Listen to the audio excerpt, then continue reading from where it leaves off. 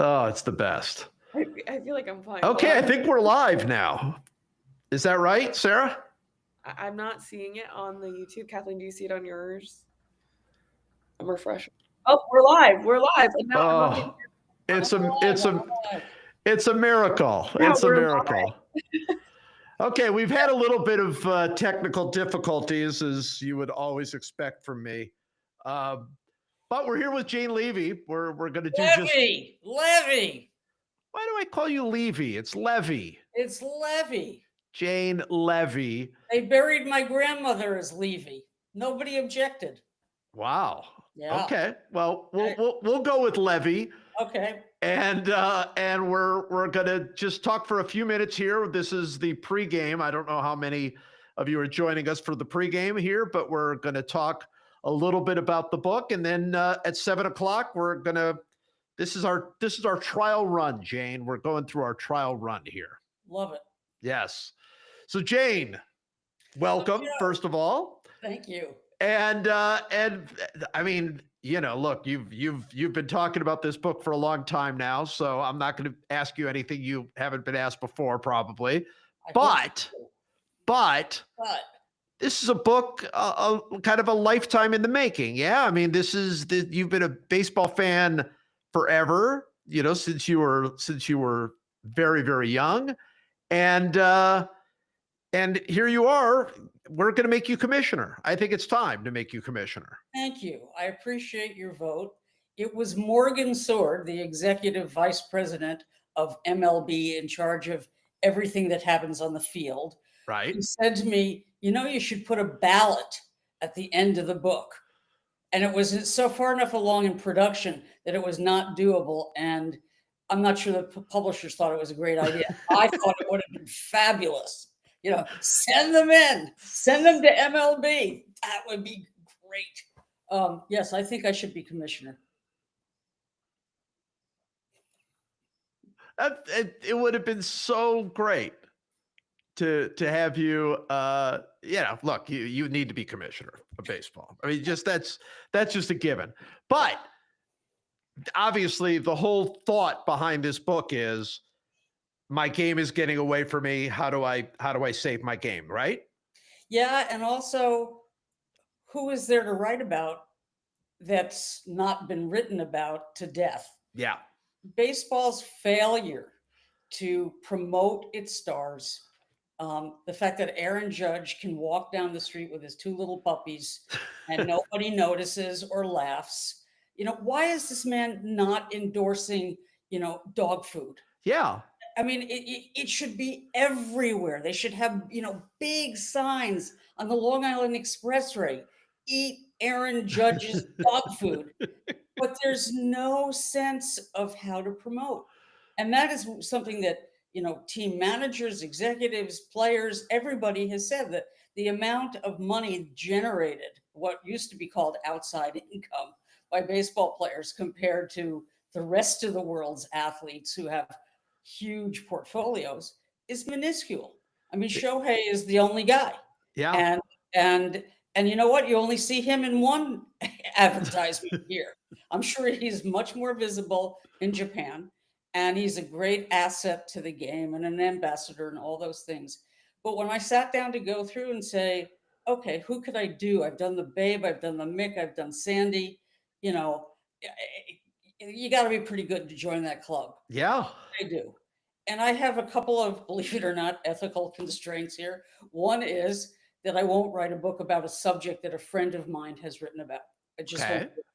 Okay. And the second thing is, if I think somebody, whether I hate them or not, has done such a good job that there is no way to improve on it, I'm not going to do that either. Yeah. Well, I don't think there's going to be another Joe DiMaggio book, for example. Right. Richard Ben Kramer killed that, you know, and then went to his rest before he could do A-Rod.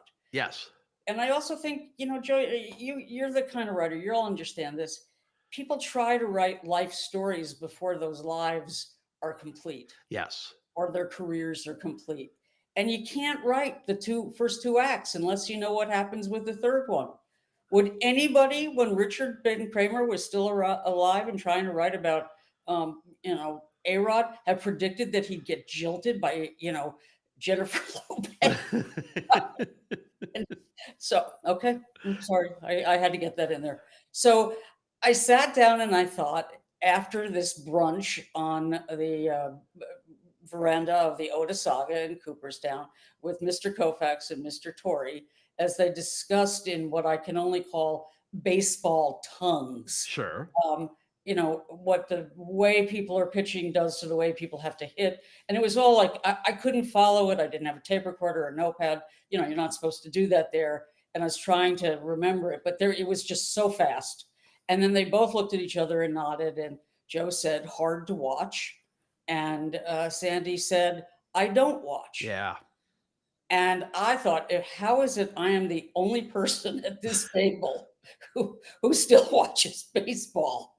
And I thought that was, that became the question I wanted to answer. It was interrupted by the pandemic when nobody was watching baseball. And then we come back in, 2021 and all the same problems are there. And after that season, as many of you will remember, the biggest headlines of the offseason were baseball's dead. Yeah. Baseball's dying. Right. Baseball's broken. And I thought, okay, this really is my subject. In fact, you may recall this too.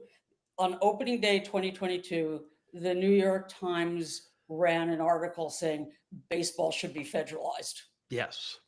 Yes. So I set about doing that book. And then young master Theo Epstein was hired. I call him the czar of making baseball fun again, to come up with rules that would at least enhance and address the most immediate problems, which were the length of the games and the pace of play. Yeah. Theo said to me, if I'm not talking about what you want me to talk about, just tell me and I'll turn off. Of course you're talking about what I want to talk about. So Theo said, that year, I believe I got this right, a ball was put in play every 3 minutes and 52 seconds. That's just incomprehensible. Yeah. And that was a product of the way the game had evolved, thanks to StatCast and analytics, in which everything had been reversed. A game in which the idea was to make your fielders work behind you, as Earl Weaver once said, or frequently said, had become a game of keep away. Don't let them touch the ball. Don't let anybody touch the ball. Yeah. Don't let the batter touch the ball. Pitcher, catcher, like back out on the schoolyard. And it had become static and boring. And Theo said, you have 12 minutes to get a 6-year-old interested, and 3 balls. 3 balls in play. Yeah. So, the rules that they imposed in 2020, that they announced in 2022, I decided what I would do was go out and spend 2023 going to every possible kind of baseball encounter I could, not just Major League, and yes, the bananas, God help me, and see if they were working and see what else smart people thought needed to be done. And one of the great privileges of this book was that I didn't have to talk to assholes. That's the key. That's the key to all books. So I could go to smart people I knew would be candid, people who would, had clearly given a lot of thought to it. Some of them are, old farts, excuse the expression.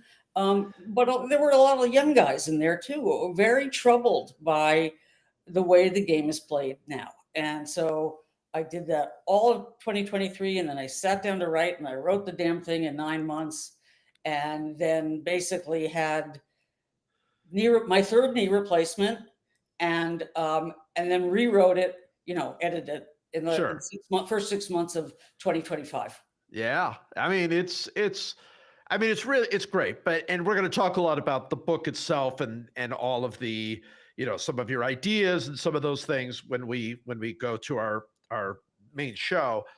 But a book like this, so you talked about this, you wrote about Koufax, you wrote about Mantle, you wrote about Ruth. I mean, these players, legends, right? from so many years ago. I mean, all of them. I mean, Ruth, you went back 100 years, right? Yeah. And this notion that the game is like they're playing. I mean, I don't think anybody would argue the players are as great as ever. The players are incredible. They're athletic and they understand the game. They grew up with the game in a different way. I mean, they're incredible players. And yet, do you feel like the storylines are just not there the way that they were for the people you wrote about? Yes, and I think there's a very specific reason, and maybe this is too writerly. If it is, I apologize. But one of the things that analytics did and is continuing to do is kill, sever, whatever, butchering word you want to summon, the stories that baseball used to tell that were so engrossing. The things that tied seasons together, that tied players together. Those used to be called matchups. Matchups are relationships, right? Yes. And, you wanted to see who was going to get who. Was was Greg Maddux ever going to get Tony Gwynn out? Yeah. Yeah. Was, Kershaw and even most recently Kershaw and Bumgarner, Garner, excuse me.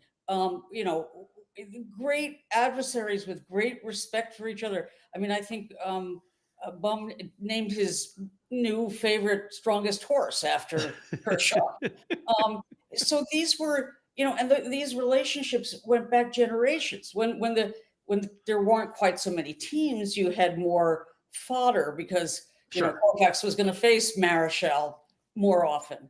But still, those were the stories that were irrefutable. Yeah. So the other night, when Aaron bleeping Boone, brought Cam Schlittler back. Did I say that? Schlittler, yeah. Schlittler back out for the 8th inning. It was notable to me. I was not there. I was there the game before. That there was this almost a gasp, shock. What's he doing here? We were sure he had been sent down the tunnel. Right. But saw him walk down the tunnel. And, they don't do this anymore. And the ESPN guys, I don't know if it was Buster or who it was, said this, and then there was an ovation for him. And it wasn't just for what he had done already, which was remarkable. He ended up pitching 8 no-hit innings, 5 hits, I think it was. Yeah. 12 strikeouts and no walks. Yeah. Or a postseason major league record. But it was for what he was being allowed to do. And I think it was Buster who said, this tells you the hunger for the kind of starting pitching that used to dominate the game. And in my view, the biggest and most horrible change is the loss of that, the loss of the two guys on either end of that pitcher hitter conundrum. I mean, and that's Shakespearean. It's operatic. It's westerns. It's James Arness. Yeah. It's so inimical to America and the way we see ourselves. So that to have lost that is crazy. Yeah. And you've got a situation where, so baseball pioneers the analytics. They can pioneer the analytics because unlike any other sport, they started collecting their numbers, in the 1880s. Thank you, Chadwick. Yes. And so they had what's called in data science, a clean data set, which nobody else had. Everybody else had to start later. But by, there's no, if somebody can explain it to me, I'd love to know. But analytics have made other games better, more exciting. The 3-point shot or going for it on 4th down because, the analytics say, it's a better, percentage chance of blah, blah, blah, blah, blah, blah, blah. Right. It just doesn't work that way in baseball. It makes it more boring. And that's less engrossing. And so that makes me sad. It does. There's an element of this with baseball where analytics really are about risk aversion. And in other sports, it's much more about, like you say, the analytics just happened to say punting on 4th and 1 is the wrong play, but in baseball, analytics happened to say it's better if you use 5 pitchers, right? It's better if you never let the starter go, face the lineup a 4th time. Right. All right, we have so much to talk about. We will be back at 7:00 to have our full conversation. Thank you to anybody who joined us early, and we'll be back in a few minutes.